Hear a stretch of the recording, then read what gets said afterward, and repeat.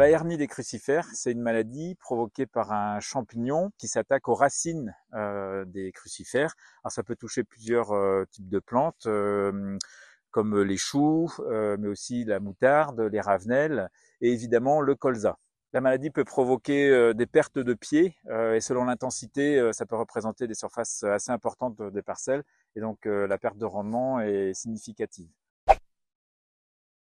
Tout d'abord, la hernie des crucifères va plutôt se développer sur des sols limoneux à pH plutôt acide. Ça va provoquer des jaunissements de feuilles, des flétrissements aussi, et puis une déformation du système racinaire avec une hypertrophie des racines, donc sous forme de hernie et de galles irrégulières. Les spores du champignon vont se conserver dans le sol pendant plusieurs années et donc la maladie va être inféodée à la parcelle. Il faut faire attention à ne pas confondre les symptômes de hernie des crucifères avec des galles provoquées par le charançon gallicole, qui va lui faire des galles beaucoup plus régulières et dans lesquelles on va voir des galeries et souvent en coupant la racine, on arrive à voir la larve du charançon.